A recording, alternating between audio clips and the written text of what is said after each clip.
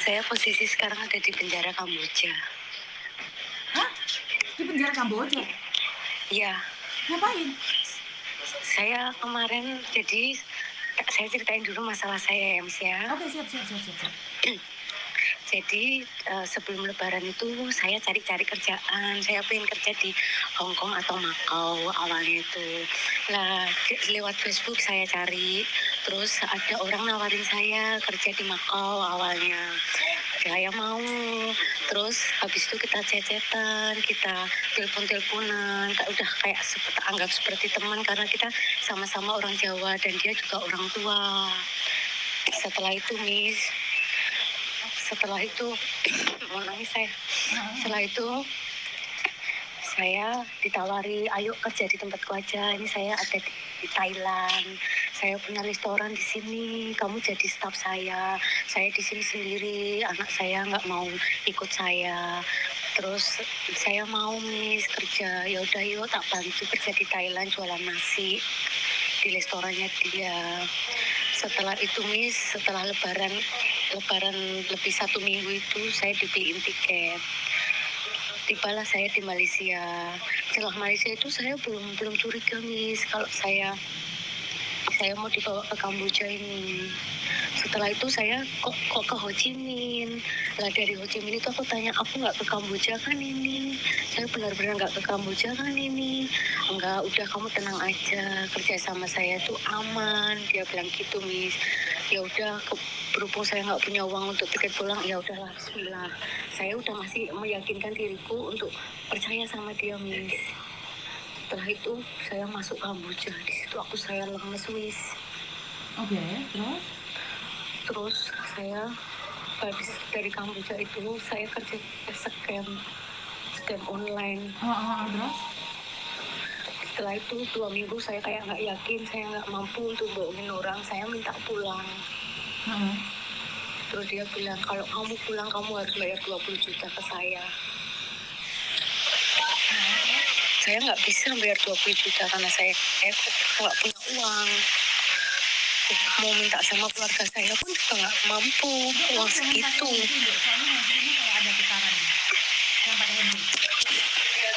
Halo? Saya nggak pakai handset, Yuni dengar suara saya? Iya, karena di sini banyak kipas, di sini panas. Setelah itu saya harus bayar denda 20 juta untuk pulang itu. Saya nggak mampu, tak bilang, ya udahlah saya tak kerja tiap hari cuma nangis, bohongin orang itu, nyekam orang. Dan kita kalau nggak target 300 juta kita nggak dapat gaji. 1 hari 300 juta atau 1 bulan 1 jam? 1 bulan 300 juta. Dan itu dia janji ngasih saya uang $800 gaji saya. Jadi harus nipu orang 300 juta 1 bulan, seperti itu? Iya, 300 juta kita target. Kalau nggak dapat itu, kita nggak dapat gaji utuh. Kalau di bawah 100 juta kita benar-benar nggak dapat gaji. Tapi kalau seandainya kita dapat 100 juta, kita dapat gaji, tapi kita dapat potongan. Jadi setelah itu saya jalani sampai 3 bulan. 3 bulan saya minta pulang lagi sama dia. Aku nggak kuat, aku benar-benar nggak bisa aku kerja kayak gini. Terus habis itu dia bilang, kamu harus bayar saya penalti 30 juta untuk kamu pulang. Terus saya udah nggak bisa, saya chat sama bos saya yang itu bos perusahaan saya. Aku bilang, izinkanlah aku pulang, aku pengen pulang, aku nggak bisa kerja kayak gini lagi. Aku bilang gitu, Terus habis itu bosnya ngomong kayak gini, kalau kamu mau ya kamu memang harus bayar penalti 30 juta, kalau enggak kamu nggak boleh pulang, kalau enggak aku takut dijual di perusahaan lain, karena di sini kalau kita nggak dapat target mungkin kemungkinan bisa disetrum atau dijual di perusahaan lain. Semakin nggak bisa aku, Jadi kamu tahu kan yang Miss Yuni katakan itu benar ya, kalau pekerja di sana tidak mencapai target maka akan dihancurin di sana? Benar, itu kita bisa disetrum. Kita kalau nggak kayak kita nggak bisa tinggal, kita bisa disetrum, kita dijual di perusahaan lain. Kalau nggak kita bisa dihajar. Oke, nah sekarang kenapa kamu telepon aku, kan kamu sudah bisa di situ nih? Nah, saya kan sekarang posisi ada di penjara Kamboja nih, Miss. Di sini saya udah 1 bulan, hampir 1 bulan. Tanggal 11 besok saya 1 bulan di penjara ini. Nah, Miss, kayak gini, kemarin kan saya tuh mau kayak mengedukasi orang-orang tuh, Miss, jangan mau ke Kamboja. Orang yang membawa saya itu ternyata mafianya sini loh, Miss. Iya. Dia ngambil uang saya untuk saya biar bisa saya pulang itu, Miss. Uang saya 9 juta diambil sama dia, tidak dikembalikan. Terus saya chat sama anaknya, karena anaknya itu yang membelikan saya tiket, yang ngurus saya keberangkatan. Saya bilang, ibu itu kayak gini, tolong dong kasih tahu biar saya bisa pulang, ibunya bisa beli tiket untuk pulang ke Indonesia. Dan itu dia nggak mau tahu. Ya karena orang tidak akan peduli saat berbicara dengan uang loh. Kenapa Ya, sih? saya tahu. Kan di sini bilang nggak ada pekerjaan enak tanpa proses yang tepat. Benar nggak sih? Terus kapan rencananya kamu pulang, Dok? Saya belum tahu, Miss. Ini kemarin udah datang orang 6 dari yang lapor KBRI juga.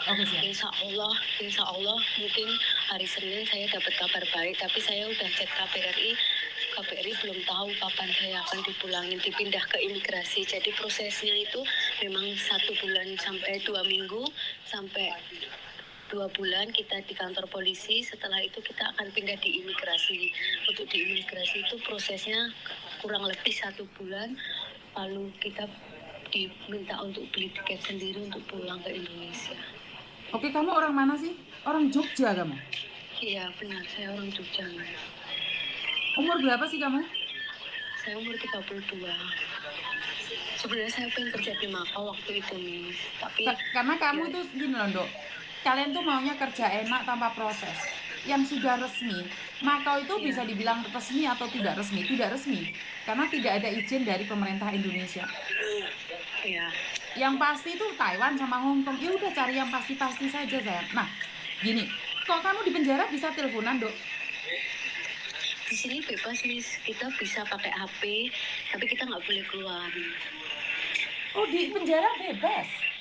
Iya, tapi kita nggak boleh itu, Miss. Nggak boleh keluar dari ruangan ini. Kita pun makan, kita titip polisi. Kita makan hidup sendiri di sini. Oke. Nah, kepastian pulangnya belumnya itu belum tahu. Iya, aku belum tahu, Miss. Aku cuma minta kayak gini sama KBRI. Kalau seandainya saya pulang, dikasih pulangkan. Terus kalau saya nggak punya uang, kayak mana? Apa saya bisa kerja di KBRI dulu? Karena kalau untuk minta keluarga saya tidak ada. Kayak gitu, aku minta bantuan sini sebenarnya. Sebentar, Dok. Kamu yakin di penjara boleh nggak saya video call sama kamu? Apa, Miss? Video call boleh nggak? Boleh. Boleh video call. Boleh saya fotoin atau kayak mana kirim? Ini sekarang video call boleh nggak? Lihat aja. Penjaranya kayak apa? Iya Tuhan. Ini penjaranya kayak gini.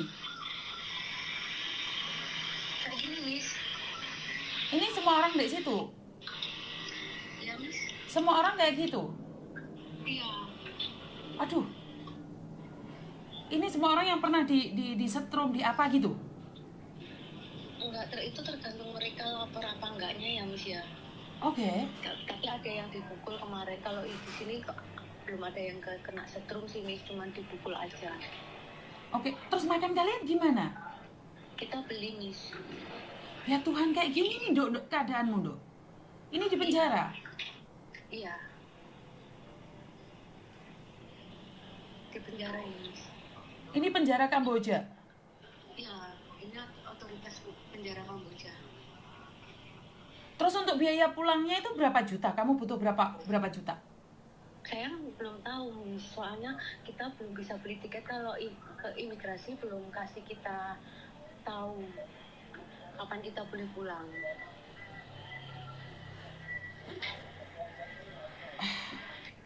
Oke, Dok. Itu baru kemarin. Saya nggak janji nih karena saya tidak ingin memberikan harapan pada kamu nih. Cuman nanti seperti apa dan bagaimana selalu update ke saya aja deh, kasih tahu saya. Iya, Miss. Ya. Iya. Jadi Iya, Miss. prosesmu seperti apa dan bagaimana nanti infokan ke saya ya sayangnya. Iya, karena Oke. kita harus mengikuti prosedur Siap. Kamboja sih, Miss. Siap. Iya. Oke. Iya, Miss. Makasih ya, Dok ya. Makasih ya, Miss. Yuk, siap. Tuh dengerin teman-teman.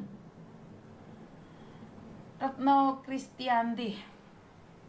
Teman-teman dengerin ya. Aduh.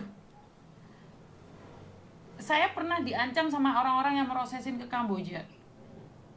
Karena saya mendapatkan banyak sekali SMS, video yang orang-orang kita itu di sana diperlakukan seperti apa. Dan anehnya itu kalian tidak percaya dengan apa yang saya sampaikan. Kalian menyangka bahwa saya itu iri sama kalian.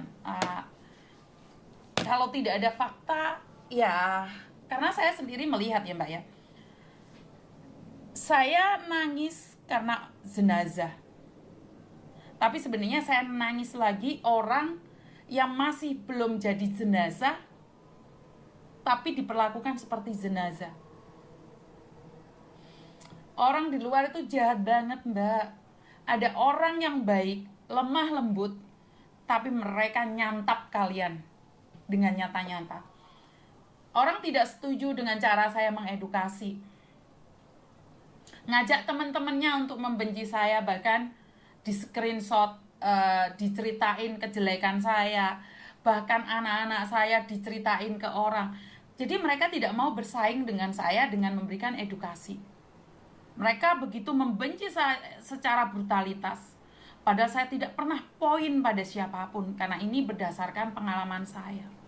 Mereka begitu khawatir tentang saya viral, padahal saya tidak pernah berpikir sebuah FYP. Karena saya pendapatannya bukan hanya di Facebook ataupun di YouTube. Saya FYP atau enggak, bagi saya bukan masalah yang sangat besar. Saya selalu mengatakan apa yang saya sampaikan ini adalah edukasi buat kalian.